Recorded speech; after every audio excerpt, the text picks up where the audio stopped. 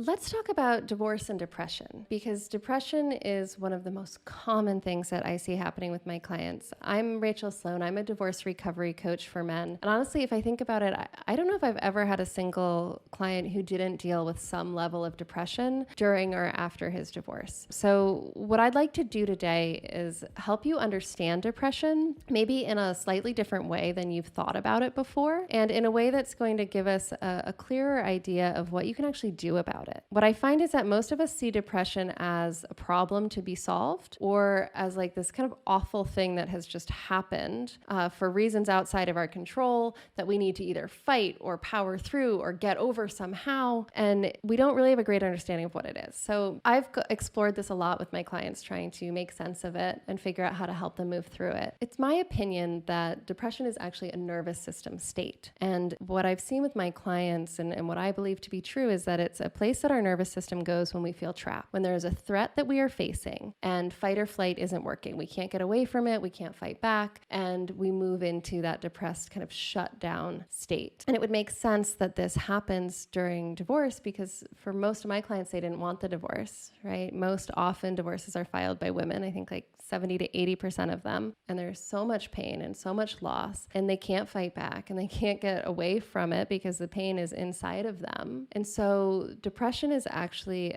an attempt, again, in my opinion, depression is an attempt by the brain to protect them from the intensity of that pain that they can't do anything about otherwise. Because ultimately, depression brings numbness. If we are talking about nervous system states, it would be part of the freeze state. And so you might have heard about freeze before in the context of trauma, right? It is when we're being hurt and we can't get away and we can't fight back. And so we shut down and then we leave consciously. Well, we don't do it intentionally, but consciousness leaves. It's a dissociating, a getting away. So the body is very still and the awareness is gone. It's elsewhere. And it is a psychological protection in a moment where there's nothing else for us to do, right? We can't help the body anymore. So let's at least try to preserve the brain. Now, what we're talking about with depression and divorce isn't necessarily that extreme. There's a lot of different levels of it, but it is some degree of the brain saying this is a problem that is too intense to experience and we cannot do anything about it. So let's shut down, right? Let's numb it. Let's numb the pain, stop the hurt. Let's just not feel it so intensely. But the problem is that, as good as that sounds, right, to not feel the pain so much, it also means that you can't feel the good emotions, right? You can't feel excited. You can't feel happy. You can't feel engaged. And so you struggle in your life, right? Maybe you have a hard time going to work. Maybe you have a hard time getting up in the morning. Maybe you can't connect with your kids when you're with them, right? So because it numbs everything, not just the pain, that depressed nervous system state starts to become a problem in and of itself. And so now you have the problem of the painful emotion, but you also have the problem of the depression. And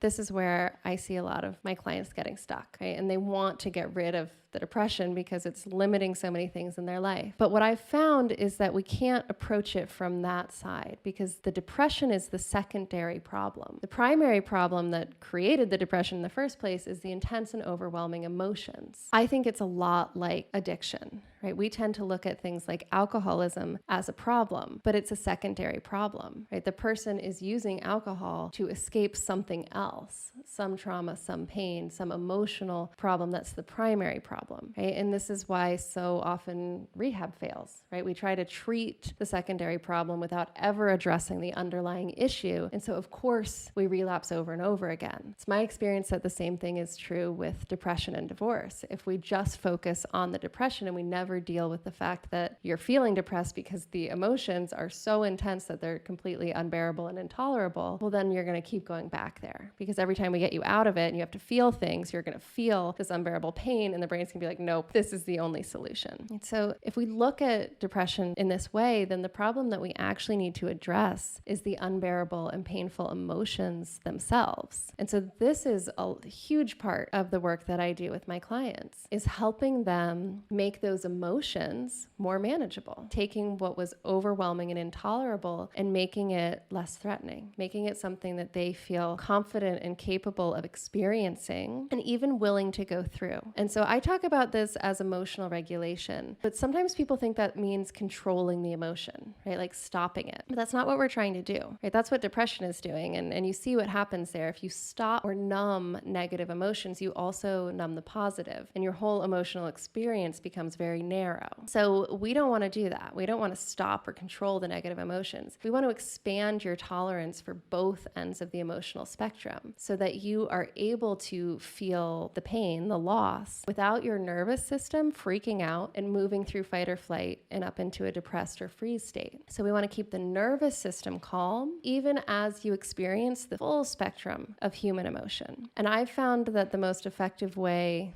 that I've found so far, anyway, to help my clients do this is a process I call limbic awareness. It's about linking conscious awareness to the limbic system, which is where our emotions originate, and starting to connect with emotions on a physical level. And when we can do that consistently, over time, we can start to teach our nervous system to respond differently. Emotions start to become something manageable and less threatening. A big part of limbic awareness is experiencing and getting curious about emotions as physical sensations. And what I found is if we start to watch and be curious about what we feel, we always find it in the body. Tightness in the chest, it's swirling in the stomach, it's heat rising in our face. There's physical sensations of emotion. And then our nervous system sees that and has this fight or flight response and says, no, that's too much. I can't tolerate it. I can't feel it. But we have a lot of other intense physical sensations in our lives. If you've ever broken a bone, right, that's incredibly painful. And not only is it painful now, but you have to go through a lot of discomfort, right? You're going to have aching and throbbing. You're going to be in a cast and it's going to be itchy and hot. And there's going to be a whole slew of incredibly uncomfortable physical sensations. And some of them are going to even be deeply and sharply painful. And yet you tend not, usually, I guess sometimes in the beginning, but for most of us, as we're in that healing process, we don't go into a fight or flight response around that pain in our leg, right? It's throbbing, it hurts, it's sharp, but we know what it is. We know it's going to heal. We know we're doing everything we can about it. And we know we can't do anything to stop it, right? And so we're able to tolerate even pretty intense physical pain when our nervous system stays calm, when we're not frightened by it, when we understand it, when we feel it, but we know what's happening. And that's what we can start to do with emotions, is make them manageable in the sense that your nervous system stays calm and grounded, even though maybe you're having a pretty sharp experience of pain right now. But you know, if you know what it is and you have that physical understanding of it, that can really change the way your nervous system responds. But to do that, you have to start communicating with your limbic system, where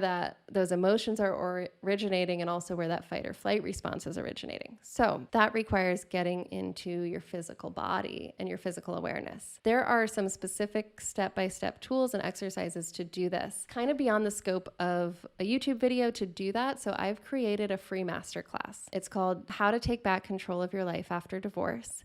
And it's going to give you step-by-step instructions of how to do this. How can you get into your body in a way that's going to help your nervous system tolerate emotion and broaden that emotional window of tolerance. So I'm going to give you the exact same tools and step-by-step instructions that I use with my clients inside my coaching program so that you can start applying them. And I would love to invite you to try this. If you've been struggling with depression during or after divorce, just watch this masterclass and try some of these tools and give them a little time. Give them a week or two, maybe 3, consistently do them, and just start to be curious. If you stop focusing on the depression and just start focusing on the emotions and taking active steps to make those emotions more manageable, what happens to that secondary problem? I think what you'll find is that the secondary problem will naturally resolve itself if you address the primary underlying issue. If you found this video helpful, then you have to check out my free masterclass, How to Take Back Control of Your Life After Divorce. In that hour-long masterclass, I go into way more detail than I can cover on these YouTube videos about how specifically to start to heal, to stop the painful emotions, regain your confidence, and take back control of your future. I break it down into steps and give you a lot of actionable items that you can start using right now today to start feeling better. You'll find the link in the video description below under free masterclass, How to Take Back Control of Your Life After Divorce. I hope to see you on the masterclass and in the next video here on YouTube. Thanks for watching.